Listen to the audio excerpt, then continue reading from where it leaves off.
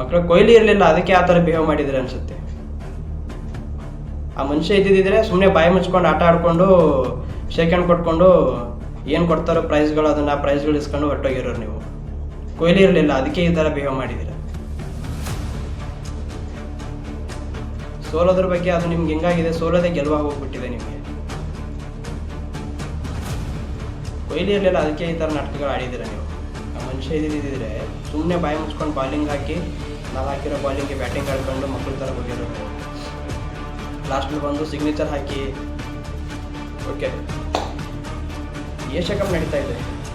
Asia ಕಪ್ಪಲ್ಲಿ ನಮ್ಮ ಭಾರತ ದೇಶ ಒಳ್ಳೆ ಪರ್ಫಾರ್ಮೆನ್ಸ್ ಕೊಡ್ತಾ ಇದೆ. ಬಟ್ ನಮ್ಮ ಸಾಂಪ್ರದಾಯಿಕ ಶತ್ರು ರಾಷ್ಟ್ರ ಆಗಿರ್ತಕ್ಕಂಥ ಪಾಕಿಸ್ತಾನ ಜೊತೆ ನಡೀತಕ್ಕಂಥ ಆಟಗಳನ್ನು ಪರ್ಸನಲಿ ನಾನಂತೂ ನೋಡ್ತಾ ಇಲ್ಲ. ಅದೊಂಥರ ಬೈಕೊಟ್ಟು.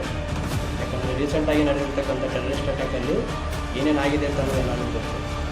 ರಿಮೈನಿಂಗ್ ಇನ್ನು ಬೇರೆ 2 ಟೀಮ್ಸ್ ಏನಿದೆ, ಆ ಟೀಮ್ಸ್ ಮೇಲೆ ನಡೀತಾ ಇದ್ದಾಗ ಮಾತ್ರ ನಾವು ನೋಡ್ತಾ ಇದ್ದೀವಿ ಅಷ್ಟೇ. ಬಟ್ ಈಗ ನಡೆದಿರ್ತಕ್ಕಂಥ 2ನೇ ಪಂದ್ಯದಲ್ಲಿ ಒಂದು ಘಟನೆ ನಡೀತು. ಒಂದು ಘಟನೆ ಅನ್ನೋದಕ್ಕಿಂತ 2 ಘಟನೆ ನಡೀತು.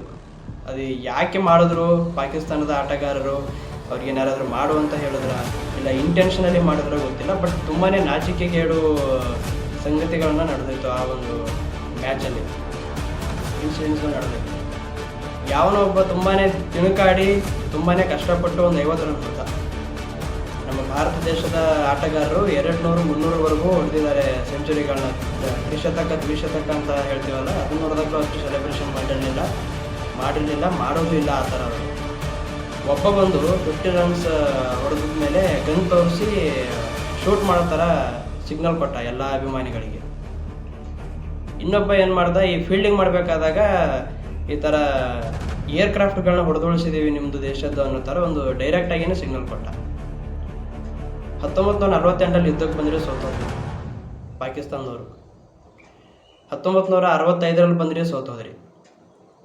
1975 ನೀವು ಸೋತು ಶರಣಾಗಿ ಮಂಡಿ ಊರಿ ಇರೋ ಬರೋದು ಎಲ್ಲನೂ 3 ಬಿಟ್ಟಿದ್ದೀವಿ ನಾವು, ಹಾಗಾಗಿ ನಾವು ಶರಣಾಗ್ತಾ ಇದ್ದೀವಿ ಅನ್ನೋ ಥರ ಬಿಹೇವ್ ಮಾಡ್ಕೊಂಡ್ರಿ ನೀವು. 1999 ಕಾರ್ಗಿಲಲ್ಲಿ ಸೋತ್ರಿ. ಅದಾದ್ಮೇಲೂ ಕೆಲವೊಂದು ಸಲ ನುಗ್ಗಿ ಹೊಡೆಸ್ಕೊಂಡ್ರಿ. ಇನ್ನೇನು ಮಾಡ್ಬೇಕು ಅಂದ್ಕೊಂಡಿದ್ದೀರಾ ಹೇಳಿ? ಇನ್ನು ಎಷ್ಟು ಅಂತ ಮಾಡಬೇಕು, ಎಷ್ಟು ಅಂತ ಹೊಡಿಬೇಕು, ಎಷ್ಟು ಅಂತ ಸೋಲಿಸ್ಬೇಕು. ಆದರೂ ಕೂಡ ನಮಗೇನೂ ಇಲ್ಲ ಅನ್ನೋ ಥರ ಮತ್ತೆ ಬಂದು ಹೊಡೆಸ್ಕೊಂಡು ಹೋಗೋದು. ಒಂದು ಆಟ ಅನ್ನೋದು ಆಟದ ಥರ ಇರಬೇಕು, ಸೆಲೆಬ್ರೇಷನ್ ಅನ್ನೋದು ಸೆಲೆಬ್ರೇಷನ್ ಥರ ಇರಬೇಕು. ಕೊಹ್ಲಿ ಇರಲಿಲ್ಲ, ಅದಕ್ಕೆ ಈ ಥರ ಬಿಹೇವ್ ಮಾಡಿದೆ. ಇದು ಏನು ಹೇಳಬೇಕು ಅನ್ನೋದು ಅರ್ಥ ಆಗ್ತಾಯಿಲ್ಲ. ಯಾಕಂದರೆ ನಾನು ಆ ಮ್ಯಾಚನ್ನು ನೋಡಲೇ ಇಲ್ಲ. ಆ ಮ್ಯಾಚ್ ಯಾಕೆ ನೋಡಲಿಲ್ಲ ಅಂದರೆ, ರೀಸೆಂಟಾಗಿ ಟೆರರಿಸ್ಟ್ ಅಟ್ಯಾಕ್ ಆಗಿತ್ತಲ್ಲ, ಅದರಿಂದ ಅದು ಆಲ್ಮೋಸ್ಟ್ ಒಂದು 60% ಪೀಪಲ್ಸ್ ಯಾರು ನೋಡಲಿಲ್ಲ. ಈ ಇನ್ಸ್ಟಾ ಯೂಸ್ ಮಾಡಬೇಕಾದಾಗ ಕೆಲವೊಂದು ಹೈಲೈಟ್ಸ್ ಬಂತು. ಆ ಹೈಲೈಟ್ಸಲ್ಲಿ ನೋಡಿದಾಗ ನನಗೆ ಶಾಕ್ ಆಗುತ್ತೆ, ಏನು ಈ ಥರ ಬಿಹೇವ್ ಮಾಡಿದಾರಲ್ಲ. ಅದು ಅವ್ರ ಆರ್ಥೋಡಾಕ್ಸು. ಆ ಒಂದು ಫೀಲ್ಡಲ್ಲಿ ಅವ್ರ ಆರ್ಥೋಡಾಕ್ಸ್ ಅವ್ರು ನಾವೇನು ಹೇಳೋಕ್ಕಾಗಲ್ಲ. ತುಂಬಾ ಆರ್ಥೋಡಾಕ್ಸ್ ಅವರು. ಅದನ್ನು ಒಂದು ಪ್ರೊಫೆಷನಲಾಗಿ ಮಾಡ್ಕೊಂಡ್ಬಿಟ್ಟಿದ್ದಾರೆ ಅವರು. ಸೊ ಆ ರೀಸನ್ಗೇನೆ ಇವ್ರೇನು ಮಾಡಿದ್ದಾರೆ, ಆ ಥರ ಸಿಗ್ನಲ್ಸ್ಗಳು ಕೊಟ್ಟಿದ್ದಾರೆ. ಒಬ್ಬ 50 ರನ್ ಹೊಡೆದ, ಪಾಪ ಕಷ್ಟಪಟ್ಟು 50 ರನ್ ಹೊಡೆದ. ಅದನ್ನು ಒಂದು ಟ್ರಿಬಲ್ ಸೆಂಚುರಿ ಮಾಡಿದ್ದೀನಿ ಅನ್ನೋ ಥರ ಗನ್ನಿಂದ ಶೂಟ್ ಮಾಡೋ ಥರ ಸಿಗ್ನಲ್ ಕೊಟ್ಟ ಎಲ್ಲ. ಲಾಸ್ಟ್ಗೆ ಹಾಕ್ಬೇಕು 4 ಸಲ ಡೈರೆಕ್ಟಾಗಿ ಸೋತ್ರಿ. ಒಂದು 40 ಸಲನಾದರೂ ಇಂಡೈರೆಕ್ಟಾಗಿ ಸೋತಿದ್ದೀರ. ಆಟಗಾರ ಥರ ಇರಬೇಕು. ಅದನ್ನು ಬಿಟ್ಟು ನಾವು ಟೆರರಿಸ್ಟ್ಗಳಾಗ್ತೀವಿ ಅಂತಂದರೆ ಅದಕ್ಕೀಗ ನಾವು ಏನು ಹೇಳೋಕ್ಕಾಗಲ್ಲ. ಆಲ್ಮೋಸ್ಟ್ ಒಂದು 60% ಸೀಟ್ಸ್ ಎಲ್ಲ ಖಾಲಿನೇ ಇತ್ತು. ಯಾರೂ ನೋಡೋಕೆ ಹೋಗ್ತಾ ಇಲ್ಲ ನಮಗೆ. ಅವ್ರುಗಳೇ ಬರ್ತಾ ಇದ್ದಾರೆ, ಅವ್ರುಗಳೇ ನೋಡ್ತಾ ಇದ್ದಾರೆ, ಅವ್ರುಗಳೇ ಸೆಲೆಬ್ರೇಟ್ ಮಾಡ್ತಾ ಇದ್ದಾರೆ, ಅವ್ರಿಗೆ ಮನೆ ಮಾತಾಡ್ತಾ ಇದ್ದಾರೆ. ಸೋತು ಲಾಸ್ಟ್ ಮೊದಲನೇ ಪಂದ್ಯದಲ್ಲಿ ಶೇಕ್ ಹ್ಯಾಂಡ್ ಮಾಡಲಿಲ್ಲ, 2ನೇ ಪಂದ್ಯದಲ್ಲಿ ಸ್ಲೆಡ್ಜಿಂಗ್ ಆಯಿತು. ಏನಕ್ಕೆ ಬೇಕಿದೆಲ್ಲ? ಓಕೆ, ನೋಡೋಣ.